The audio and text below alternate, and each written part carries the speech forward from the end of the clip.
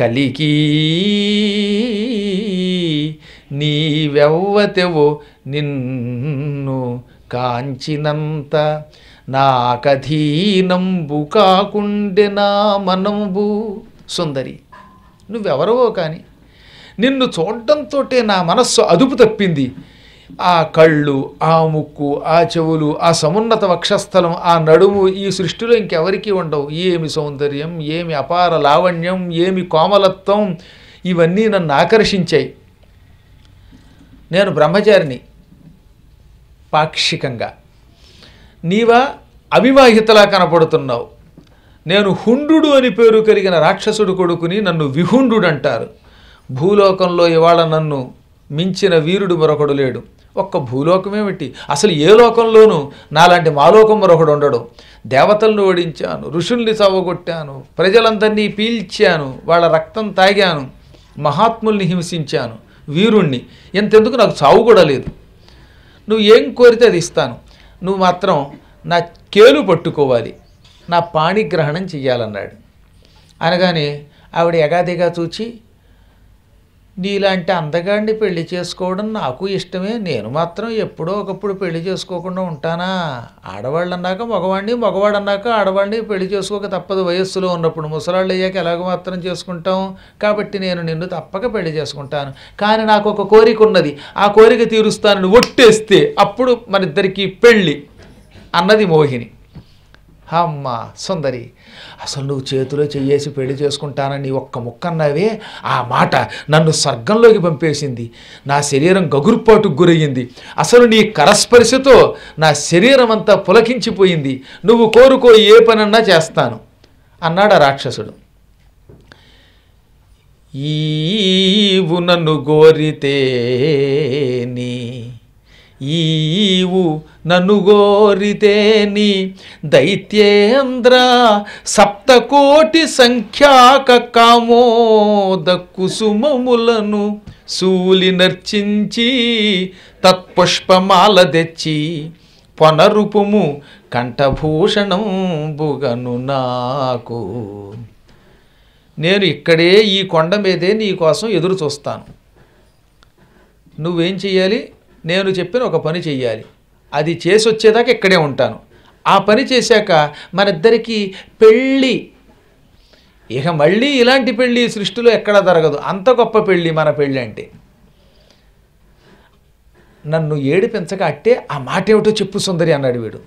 నువ్వు నన్ను కోరుకున్నావు గనక నేను చెప్పినట్టు చెయ్యాలి. అబ్బా చేస్తాను సుందరి, చెప్పు బాబు అన్నాడు వీడు. అంటే ఆత్రగాడు వీడు, తట్టుకోలేకపోతున్నాడు. అందుకని ఇంకా చెప్పు అన్నాడు. సప్తకోటి కామోద కుసుమములు తీసుకురావాలి. కామోద పుష్పములని కొన్ని పుష్పాలు ఉన్నాయి. అవి 7 కోట్ల పువ్వులు తీసుకొచ్చి ఆ పువ్వులతో రత్నపర్వతం అనే పర్వతం మీద ఆహారం తినకుండా నిరాహారిగా శివుణ్ణి పూజించాలి. రత్నపర్వతం మీద శివుడు రత్నేశ్వరుడు అనే పేరుతో ఉన్నాడు. ఆ రత్నాచలం మీద ఉన్న శివుణ్ణి 7 కోట్ల కామోద పుష్పములతో పూజించి ఆ పువ్వులు పట్టుకొచ్చి, అన్ని పువ్వులు అక్కర్లా, ఆ శివుణ్ణి పూజించగా వచ్చిన పువ్వుల్లో కొన్ని పువ్వుల్ని ఒక దండగా గుచ్చి, ఆ దండ నా మెడలో వేసావా ఇక శాశ్వతంగా నేను నీ భార్యని అనగానే, ఓ అలాగే మాటిచ్చాడు. నువ్వు మాత్రం ఇక్కడే ఉండాలి సుమా అనగానే, నేను ఎక్కడికి వెడతాను, నేను ఇక్కడే ఉంటాను, నీ సంగతి ఏమిటో చూడకుండా నేను పెడతానా ఆయన అంది ఆవిడ. వీడికి ఇంకా ఆ విషయం అర్థం కాల. అందుకని మాటిచ్చి పరిగెత్తాడు. కొంత దూరం వెళ్ళాక వీడికి అనుమానం వచ్చింది. ఇదేమిటి, ఆవిడ కామోద పుష్పాలంది, మల్లె పువ్వులు ఎరుగుదును, చామంతి పువ్వులు ఎరుగుదును, బంతి పువ్వులు ఎరుగుదును, మందార పుష్పాలు ఎరుగుదును, కామోద పుష్పాలు అంటుందేమిటి, 7 కోట్ల పువ్వులటి పైగా. ఈ కామోదం అంటే ఏమిటా అని వెళ్ళి బుర్ర గోక్కున్నాడు వీడు. వాడికి అసలు బుర్ర ఉంటేగా గోక్కోవడానికి. అందువల్లే వాడు తొందరపడి మాటిచ్చి, ఇప్పుడు ఈ కామోద పుష్పములు అంటే ఏమిటి, ఈ పువ్వులు తెస్తే కానీ పెళ్ళవదు, పెళ్ళవకపోతే నా ఒళ్ళెరక్కుండా ఉన్నాను నేను అనుకుని, కష్టముల నుంచి రక్షించేవాడు, ధర్మ సందేహాలు తీర్చేవాడు ఈ సృష్టిలో గురువు తప్ప ఇంకెవడూ లేడు. మా గురువుగారు శుక్రాచార్యుడు. ఆ శుక్రాచార్యుడి దగ్గరికి వెళితే ఈ కామోద పుష్పాలంటే ఏమిటో తెలియజేస్తాడు అనుకుని పరుగున గురువుగారి దగ్గరికి వెళ్ళాడు. అంతపూర్వం ఎప్పుడు గురువుగారికి దండం పెట్టలేదు, ఇప్పుడు పెళ్లి కోసం దండం పెట్టాడు. మళ్ళీ ఇలాంటి పెళ్లి జరగదనుకుని పాపం ఆయన గురువుగారి పాదాల మీద పడి, మహానుభావ, కామోద వృక్షం అనే వృక్షం ఎక్కడైనా ఉన్నదా? ఆ పువ్వులు కావాలట ఒక ఆవిడికి. ఆ పువ్వులు తన మెడలో దండగా వేస్తే పెళ్లి చేసుకుంటానంది. నాకు పెళ్లి మీదకి మనస్సు వెళ్ళింది. కాబట్టి గురుదేవ, కామోద వృక్షం ఎక్కడుందో ప్లీజ్ టెల్ మీ అన్నాడు. అప్పుడు శుక్రాచార్యుడు కళ్ళు మూసుకొని యోగ దృష్టితో చూసి, ఎవడో నేను మోసం చేయడానికి ఇలా అన్నాడురా, అసలు కామోద వృక్షం ఎక్కడుంది ఈ సృష్టిలో? అసురవల్లభ ఏ దేశమందు కూడా లేదు కామోదమనియడి పాదపంబు, కానీ కామోద అనియడి ఖ్యాతి కనిన కంబు కంఠి ఒకర్తుక కలదు చూవే. కామోదకమని చెట్టు లేదు. చెట్టే లేనప్పుడు ఆ చెట్టు పువ్వులు సంపాదించటం అసంభవం. కానీ నా దివ్య దృష్టితో చూశాను, కామోద అని పేరు కలిగిన ఒక స్త్రీ మాత్రం ఉన్నది. ఆ స్త్రీ గంగానదీ తీరంలో గౌరీ పర్వతం మీద విశ్వకర్మ చేత ఒక ఇల్లు కట్టించుకుని అందులో ఉంటున్నది. ఆమె పరమ విష్ణు భక్తురాలు. విశ్వకర్మ హిమాలయ పర్వతాలలో శిఖరం మీద ఒక ఇల్లు కట్టించిచ్చాడు ఆవిడకి. ఆవిడ రోజు ఆ శిఖరం మీద ఉన్న ఇంట్లో ఉంటూ తరచుగా ఆ కింద ఉన్న గంగలో స్నానం చేస్తుంది. అక్కడే ఉందో తమాషా. ఆవిడ ఏడిచ్చినా లేక సంతోషించినా కన్నీళ్ళు వస్తాయి. ఆవిడకి విష్ణుదేవుడు ఇచ్చిన వరం ఏమిటంటే, ఆవిడ ఏడ్చినా కన్నీళ్ళు వస్తాయి, నవ్వినా కన్నీళ్ళు వస్తాయి. నవ్వినా ఏడ్చినా కన్నీళ్ళే వస్తాయని అందుకు రాశాడు అన్నమాట పాట.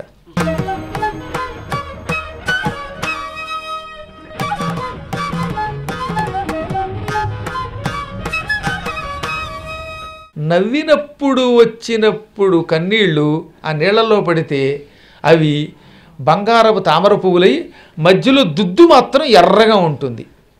ఆ పువ్వులతో శివుణ్ణి పూజిస్తే శివుడు కోరిన కోరికలు తీరుస్తాడు. కానీ ఆవిడ ఏడ్చినప్పుడు కన్నీళ్ళు వచ్చి నీళ్లలో పడితే, ఇది గంగ నీళ్లలో, అప్పుడు బంగారపు పువ్వులు అవుతాయి, దుద్దు మాత్రం తెల్లగా ఉంటుంది. తామర పువ్వుకి మధ్యలో కర్ణిక ఉంటుంది కదా, చూశారు కదా, ఇంత ముద్దలా దుద్దు. ఆవిడ నవ్వినప్పుడు కన్నీళ్లు గంగలో పడి తామర పువ్వులైతే ఆ బంగారపు తామర పువ్వులకి మధ్యలో ఉన్న దుద్దు ఎర్రగా ఉంటుందిట. ఏడ్చినప్పుడు ఆ దుద్దు తెల్లగా ఉంటుంది. ఆవిడ ఏడ్చినప్పుడు వచ్చే తామర పువ్వులతో శివుణ్ణి పూజిస్తే పార్వతీదేవికి ఆగ్రహం కలుగుతుంది. నవ్వినప్పుడు వచ్చిన కన్నీళ్లతో పుట్టిన తామర పువ్వులతో పూజ చేస్తే పార్వతికి శివుడికి సంతోషం కలుగుతుంది. ఇది మాత్రం నాకు తెలుసు అనగానే, అమ్మ ఇదే కామోద పుష్పం అంటే, ఆ సుందరీమణి ఇంత చమత్కారంగా అడిగింది అనుకుని గురువుగారు సందేహం తీర్చారు. మళ్ళీ ఆయనకి ఈ విషయం చెప్పలా. ఎంత చెప్పాలో గురువుగారికి అంతే చెబుతారు కొంతమంది టెక్నిక్. అసలు రహస్యం మాత్రం గురువుగారికి చెప్పకూడదు, మళ్ళీ గురువుగారు ఎక్కడ పోటీకి వస్తాడోనని. గురువుగారండి, తూర్పు దిక్కున ఓ స్థలం ఉందండి, అది కొనుక్కుంటే మంచిదేనా అండి? నా కోసం కదండి, మా అల్లుడి కోసం అండి అంటాడు. దొంగడు వీడియో కొనుక్కుందామని కోరిక. మళ్ళీ గురువుగారు ఏమైనా పోటీ వస్తారని నమ్మకం ఏమిటో కానీ ఇలా అడిగి, ఆ తర్వాత గురువుగారు చెప్పాక రిజిస్ట్రేషన్ టైంలో మా అల్లుడు అండి నా పేరు మీద కొనుక్కోమన్నాడండి, మీకేమో చెప్పలేకపోయాను ఏమనుకోకండి అంటాడు. మళ్ళీ ఇలాంటి శిష్యులు నేను రోజు హోరి బాబోయ్ నా తల వెంట్రుకలు అందుకే ఊడేయి, వాళ్ళని చూసి జుట్టు పీక్కోగా గొప్ప గొప్ప శిష్యులు, నెంబర్ ఆఫ్ టైప్స్ అన్నమాట. అలాగా వీడు గురువుగారికి అసలు విషయం చెప్పాల, మోహిని కనబడిందని కానీ ఇవేమి, కామోద పుష్పం గురించి మాత్రం అడిగాడు. విషయం తెలిసిపోయింది. వెంటనే ఆ పువ్వుల కోసం గంగానదీ తీరంలో ఉన్న కొండ శిఖరానికేసి బయలుదేరాడు. ఈలోపు ఏం జరిగింది? శ్రీ మహావిష్ణువు పంపగా నారదుడు వీడికి దారిలో తగిలాడు. నారదా నమస్కారం అన్నాడు ఈ రాక్షసుడు. నమస్కారం అది పక్కన పెట్టు, నువ్వు ఎక్కడికి వెడుతున్నావు అంటే, ఇక్కడెక్కడో కొండ ఉందిట, ఆ కొండ మీద ఒక ఆవిడ ఉందిట, ఆవిడ పేరు కామోదట, ఆవిడ కన్నీళ్లు పువ్వులు అవుతాయిట, ఆ పువ్వుల కోసం బయలుదేరానంటే, ఓరి పిచ్చాడా ఇప్పుడు అక్కడికి వెళ్ళకు, ఆ కొండ మీద శ్రీ మహావిష్ణువు కాపలాకి వస్తున్నాడు శంఖచక్ర గదాపద్మాలతో, ఆయన నిన్ను చంపలేకపోయినా చిత కొట్టేస్తాడు, మీ వాళ్ళు ఎంతోమంది ఆయన చేతులు దెబ్బలు తిన్నారు, నీకు కావలసింది పువ్వులా ఆ అమ్మాయ్యా అని అడిగాడు. నాకు ఆవిడతో పని ఉందయ్యా, ఐ వాంట్ ఫ్లవర్స్ ఓన్లీ అన్నాడు. నాకు పువ్వులు చాలు, పువ్వులతో శివుణ్ణి పూజించి తరించాలనగానే, నీకు టెక్నిక్ చెబుతున్నాను, ఈ రత్న పర్వతం దగ్గరే కూర్చో, ఈ నీళ్లలో ఆవిడ రాల్చిన కన్నీటి నుంచి పువ్వులు వస్తాయి, ఆ పువ్వులు ఏరు శివుడికి పూజ చెయ్యి, నువ్వు హాయిగా సుఖపడతావు. అక్కడికి వెళ్ళావంటే చావు దెబ్బలు తగులుతాయి అనగానే నారదాని ఇలాంటి మంచివాళ్ళు ఎన్ని ఉపాయాలు చెబుతారో, అంత కష్టపడి వెతుక్కుని వెళ్ళడం ఎందుకు, ఇక్కడే కూర్చుంటారని కూర్చున్నాడు. కొంచెం సహనంతో కూర్చో అన్నాడు నారదుడు. వెంటనే వీడు రత్నాచలం దగ్గర మకాం పెట్టి, శివశివ నువ్వు కంగారు పడకు, నీకు బంగారు తామర పువ్వులతో పూజ చేస్తా అంటూ కూర్చున్నాడు. ఈలోపు ఏం చేశాడు నారదుడు, ఆ కామోదక గంగానది చర్య దగ్గర కూర్చునుండగా దగ్గరికి వెళ్ళాడు. ఆవిడ నారదునికి నమస్కరించి, నారద మహర్షి ఈరోజు తెల్లవారుజామున నాకు ఒక కల వచ్చింది, ఆ కళకు అర్థం ఏమిటి అన్నది. అనగానే ఏమిటా కళ అన్నాడు నారదుడు. నిద్ర ఉదయించే స్వప్నంబు నిద్రలోన కలిగే దారుణముగ నుషకాలమందు కమలలోచన వినుముషకాలమందు మంచి స్వప్నంబు కలిగిన కలుగు, చెడ్డ స్వప్నంబు కలిగిన చెడ్డ కలుగు. స్వామి నారద, కళ అంటే మామూలు కళ కాదు, తెల్లవారుజామున వచ్చింది. తెల్లవారుజామున శ్రీ మహావిష్ణువుని ధ్యానం చేస్తూ ఉండగా ఒక కునుకు వచ్చింది, ఆ కునుకులో వచ్చింది కళ అన్నది మళ్ళీ ఆమె. అమ్మాయి ఒక విషయం చెబుతున్నా విను, తెల్లవారుజామున వచ్చిన కళలు నిజమై తీరతాయి. తెల్లవారుజామున మంచి కళ వస్తే మంచి జరుగుతుంది, చెడ్డ కళ వస్తే చెడ్డ జరుగుతుంది ఆరోగ్యవంతులకి. తిండి ఎక్కువ తిని గురక పెట్టడం వల్ల అనారోగ్యం వస్తే మాత్రం ఆ కళలు ఫలించవు. చెప్పాక చాలాసార్లు వాతకం పిత్తకం చేయవ చింతితంచే అనువర్తయేత్. వాత పైత్య రోగాలు ఉన్న వాళ్ళకి కళలు ఫలించవు, ఆరోగ్యవంతులు కళలు ఫలిస్తాయి. నీవు ఆరోగ్యవంతురాలివి గనక నీకు తెల్లవారుజామున వచ్చిన కళ ఫలించి తీరుతుంది. ఇంతకీ కళ ఏమిటన్నాడు మళ్ళీ. ఏముందండి, నేను విష్ణు భక్తురాల్ని, నా నాథుడు ఆ జగన్నాథుడు ఆ శ్రీ మహావిష్ణువు హఠాత్తుగా చేపగా కప్పగా ఇలా రకరకాల జంతువులుగా మారిపోతున్నట్టు, భూమి మీద పుట్టినట్లు, పుట్టి కష్టాలు అనుభవిస్తున్నట్టు కల వచ్చింది. అప్పటి నుంచి భయం పట్టుకుంది. నా నాథుడు జగన్నాథుడు శ్రీ మహావిష్ణువు కూడా ఓ చేపగానో తాబేలుగానో పందిగానో మారితే నేను తట్టుకుంటానా అన్నది ఆవిడ. అప్పుడు వెంటనే ఆయన అన్నాడు, నువ్వు అన్నది అన్నట్టే అవుతుందమ్మా. శ్రీ మహావిష్ణువు భూలోకంలో జంతువులుగాను మనుషులుగాను పుట్టబోతున్నాడు, కష్టాలు అనుభవించబోతున్నాడు. మామూలు కష్టాలు కాదు, చాలా కష్టాలు అనుభవించబోతున్నాడు. దానికి గల కారణం చెబుతా విను. భృగువు అని ఒక మహర్షి వచ్చాడు, నా యజ్ఞాన్ని రక్షించడానికి రమ్మని శ్రీ మహావిష్ణువుని ప్రార్థించాడు. అప్పుడు కృష్ణుడు అలాగే నీ యజ్ఞానికి వస్తానని మాటిచ్చాడు. సరిగ్గా ఆ సమయంలో ఏం జరిగింది, అంతలో అమరాలయము దానవులు ముట్టిరను వార్త విని కృష్ణుడటకు జనియే. ఈలోపు కొంతమంది రాక్షసులు స్వర్గాన్ని ఆక్రమించారు. ఓ పక్కన భృగువేమన్నాడు, నా యజ్ఞాన్ని రక్షించడానికి భూలోకానికి రా అన్నాడు. ఆ సమయంలో దేవతలు వచ్చి, దేవలోకం మీదకి దానవులు దండయాత్రకు వచ్చారు, దానవుల్ని చంపి మమ్మల్ని రక్షించు బాబోయ్ కృష్ణ అన్నారు. యజ్ఞం ఇంకొక రోజు ఆలస్యంగా మొదలైన నష్టం లేదు, కానీ ఇక్కడ దేవతలకి సాయంగా వెళ్ళకపోతే దానవులు స్వర్గాన్ని ధ్వంసం చేస్తారని భావించి కృష్ణుడు, భృగు నువ్వు ఇక్కడే ఉండు అని రాక్షసుల్ని చంపడానికి దేవతలకి సాయంగా వెళ్ళి దానవ సంహారం చేసి దేవతల్ని రక్షించాడు. దాంతో భృగు మహర్షి కోపం వచ్చింది. ముందొచ్చిన వాడిని నేను, ముందొచ్చిన చెవుల కంటే వెనకొచ్చిన కొమ్ములు వాడిగా ఉన్నాయా నీకు? నేనొచ్చి యజ్ఞరక్షణ చెయ్యమంటే యజ్ఞరక్షణ మాని దేవతారక్షణకి వెళ్ళి స్వర్గంలో ఉన్న రాక్షసుల్ని సంహరించి దేవతలకి రాజ్యం ఇప్పించి వస్తావా అంటే, ఋషుల కంటే దేవతలు ఎక్కువైపోయారా? నువ్వు పక్షపాతివి కాబట్టి నీకిదే నా శాపం. నువ్వు చేపగా తాబేలుగా పందిగా సగం సింహం సగం నరుడిగా పొట్టివాడిగైన బ్రహ్మచారిగా మానవునిగా బ్రహ్మచర్య దీక్షతో ఉంటూ కూడా క్షత్రియ సంహారం చేసే క్రోధిగా, హలము చేత ధరించి వ్యవసాయం చేసేవాడిగా, ఒక గోపాలకుడిగా ఇలా అవతారాలెత్తి భూలోకంలో నానా కష్టాలు అనుభవించు. అందులో పరిపూర్ణ నరుడిగా పుట్టినప్పుడు నీ భార్య నీకు దూరం అయిపోతే భార్య భార్య అని ఏడుస్తూ తిరుగు అని శాపం పెట్టాడు.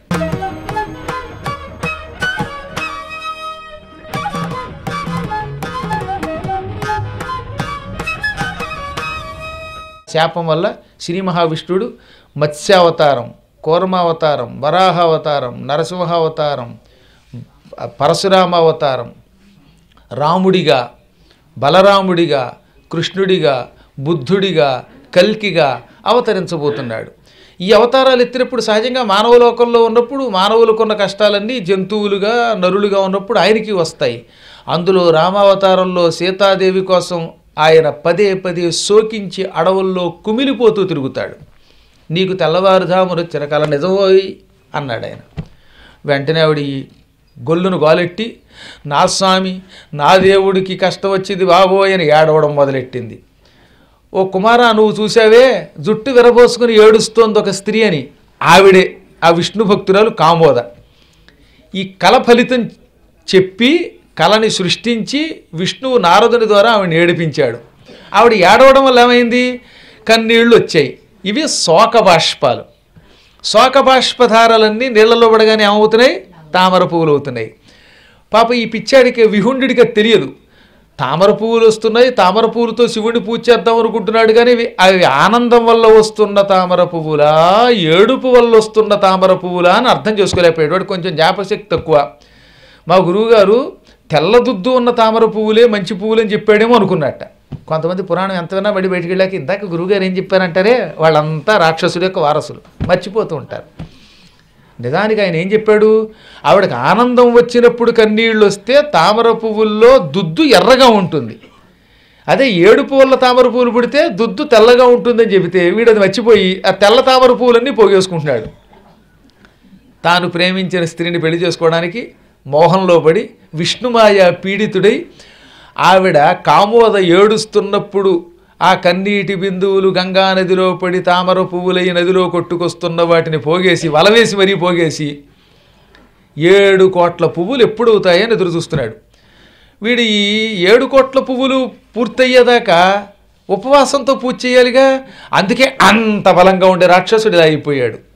విభూతి పూసుకుని చిక్కిపోయి వాడు రోజు పూజ చేస్తున్నాడు. ఇప్పటికీ 2 కోట్ల పువ్వులు అయ్యాయి. ఇంకా 5 కోట్ల పువ్వులు వాడు పోగు చేసి పూజ చెయ్యాలి. అనగానే అదేంటో చూస్తాను నాన్నగారని వెంటనే వీడు బయలుదేరి వచ్చాడు ఈ కుర్రాడు. ఆ సమయంలో ఏం జరిగిందిట, ఈవిడ పదే పదే ఏడుస్తోంది. ఏడుస్తున్న పువ్వులు వస్తున్నాయి. ఆ పువ్వులన్నీ వీడు పోగేస్తున్నాడు. ఓం నమ శివాయ అని పూజ చేస్తున్నాడు. ఏడుపు వల్ల వచ్చిన పువ్వులతో రత్నేశ్వరుణ్ణి పూజ చేస్తే పార్వతీదేవికి చాలా కోపం వస్తుందని ముందే చెప్పాడు కదా శుక్రాచార్యుడు. పార్వతీదేవికి ఆగ్రహం కలిగింది.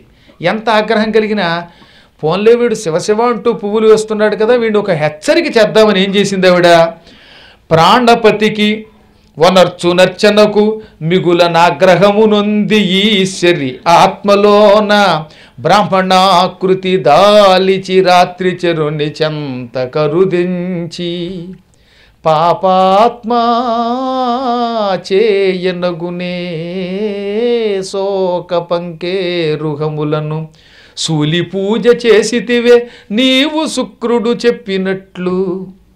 వెంటనే అమ్మవారు కోపం చెంది ఒక్కసారి హెచ్చరిక చేద్దామని జాలి పొంది ఒక బ్రాహ్మణ వేషం వేసుకుంది. అమ్మవారు ఒక బ్రాహ్మణ రూపంలో ఓ నల్లని పంచి కట్టుకుని సిగలు వెనక పెట్టుకుని విభూతి ధరించి చేతిలో శూలం కూడా పుచ్చుకొని వచ్చింది. వచ్చేసరికి వీడు ఆ శోక పుష్పాలతో పూజ చేస్తున్నాడు. దాంతో ఇంకొంచెం తెక్కొచ్చింది వీడికి. మూర్ఖుడా, ఏమిట్రా ఈ పూజ? మీ గురువుగారు శుక్రుడు ఏం చెప్పాడు, నువ్వేం చేస్తున్నావు? శుక్రుడు చెప్పినట్టు కాకుండా వక్ర పూజ చేస్తావా? మీ గురువుగారు కామోద అనే పేరు కలిగిన సుందరీమణి నవ్వుతున్నప్పుడు ఆవిడ కన్నీళ్ల నుంచి వచ్చే తామర పువ్వులతో పూజ చెయ్యమని చెబితే ఆవిడ ఏడుస్తున్నప్పుడు గంగలో పడిన బిందువుల నుండి పుట్టిన తామరస పుష్పాలతో శివుడికి పూజ చేస్తావా? ఇది అపచారం. నువ్వు ఉపచారం కాదురా సొంఠ, చేస్తున్నది అపచారం. నీలకంఠుడికి అపచారం చేసే సొంఠ, నీ కంఠం తెగిపోకముందే ఈ పూజ ఆపు అంది. దాంతో వాడు పళ్ళు పట్టపట్ట కొరికి మళ్ళీ మామూలుగా కాదు కుర్రని కొరికేశాడు. కొంతమందికి భలే తక్కువ వస్తుందండి. తప్పు చేసినాడు తప్పు చేసామంటే మండుతుందిట. పాపాత్ముడిని పాపాత్ముడన్నా, వ్యసనపరుడిని వ్యసనపరుడన్నా, ఇలాంటిప్పుడు వాళ్ళకి వచ్చే బాధ అంతా ఇంత కాదు. 10 మందిలో నా వ్యసనం గురించి చెబుతాడా, లేక 10 మందిలో నా తప్పు గురించి చెబుతాడా అని కసి వస్తుంది సహజంగా.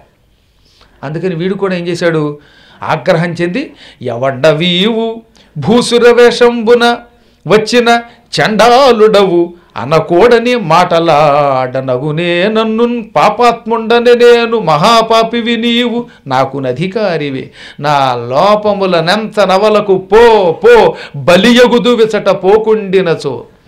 ఎవడవరా నువ్వు? బ్రాహ్మణ వేషం వేసుకొచ్చిన చండాలుడా, దౌర్భాగ్యుడా, నీచుడా, నా దగ్గరకు వచ్చి నా పూజని తిరస్కరిస్తావా? నన్ను పాపాత్ముడు అంటావా?